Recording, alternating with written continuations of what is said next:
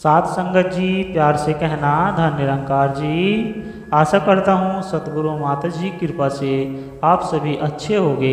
स्वागत है आप सभी का एक नई साखी के साथ आपके अपने चैनल पर। आज की साखी का विषय है शिकायत। चलिए सुनते हैं आज की ये साखी।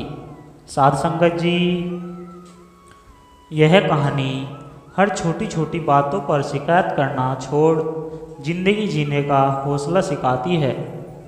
आकाश एयरपोर्ट से बाहर निकला और कैब इंतज़ार करने लगा। वह कैब पहले ही बुक कर चुका था। वह सोच रहा था कि कैब सही समय पर आ जाए और सही समय पर उसे घर पहुंचा दे।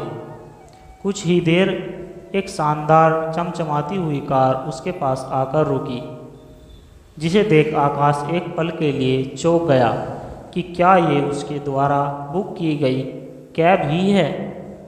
क्या अंदाज़ा सही था, वो वही कैब थी। कार से एक ड्राइवर बाहर आया और उसने आकाश के लिए कार के पीछे का दरवाज़ा खोला। आकाश के बैठते ही उसने कागज़ का एक पन्ना उसे पकड़ा दिया और बोला, सर, इस कागज़ पर हमारा मिशन स्टेटमेंट लिखा हुआ है। आप आराम से बैठकर इसे पढ़ लीजिए, तब तक मैं आपका सामान डिग्गी में डाल देता हूँ। ओहो, चौंकते हुए आकाश ने वह मिशन स्टेटमेंट ले लिया और उसे पढ़ने लगा। उसमें लिखा हुआ था, हमारी कैब सर्विस में आपका स्वागत है। हम आपको आपके डेस्टिनेशन तक सस्ते दाम पर सुरक्षित तरीके से और जल्द से जल्द पहुंचाने की कोशिश करेंगे। आपको किसी प्रकार की दिक्कत का सामना नहीं करना पड़ेगा। आपकी यात्रा मंगलमय हो। वह मिशन स्टेटमेंट पढ़कर आकाश के चेहरे पर एक मुस्कुराहट छा गई। फिर उसने कार के भीतर एक नज़र डाली। कार एकदम साफ सुथरी थी।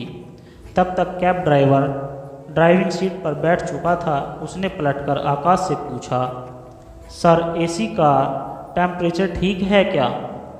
यदि इसे बढ़ाया या घटाना हो तो आप बेझिझक मुझे बताइए।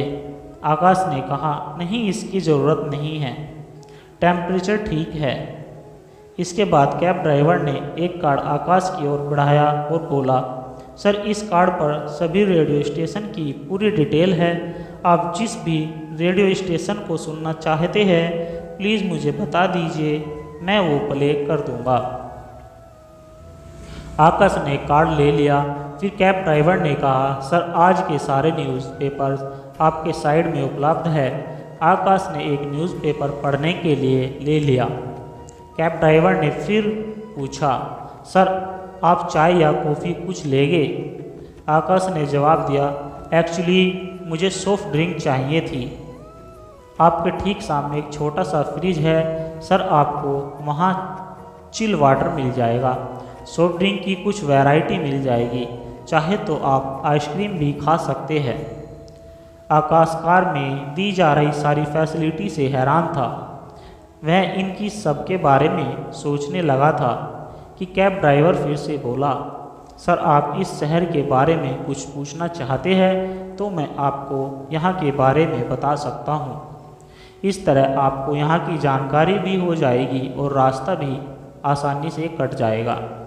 आकाश ने शहर के बारे में तो नहीं पूछा, लेकिन एक सवाल जो बहुत देर से वह सोच रहा था वह पूछ लिया, भाई, तुम मुझसे ये बताओ कि क्या तुम मुझे हमेशा हर कस्टमर को इसी तरीके से ट्रीट करते हो, इसी तरीके से बात करते हो, उसे ये सारी फैसिलिटी देते हो?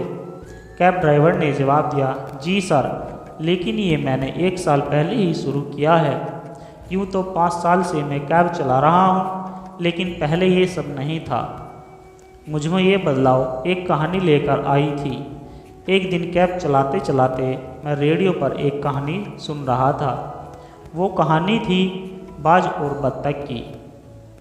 उस कहानी में बताया गया था कि बत्तख कैसे काँव काँव कर हमेशा शिकायतें करती है, वहीं बाज हमेशा ऊपर आकाश में उड़ता रहता है। उस कहानी में ये बताया गया था कि यदि हमें कुछ अलग बनना है तो इस दुनिया से कुछ अलग करना होगा।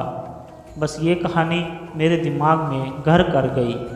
मैंने अपने साथी कैब ड्राइवर को देखा तो पाया कि जो काम मैं कर रहा हूँ वे सब भी वही कर रहे हैं। वे दिन भर थक कर हार कर काम करते हैं और ज़िंदगी से शिकायतें करते रहते हैं। मैं भी ऐसे ही कर रहा था, लेकिन उस दिन मैंने सोचा कि मुझे कुछ अलग करना चाहिए। बस उस दिन से धीरे धीरे अपनी कैब को बदलना शुरू किया। धीरे धीरे एक के बाद एक फैसिलिटी ऐड करनी शुरू कर दी और आज तक कर रहा हूँ।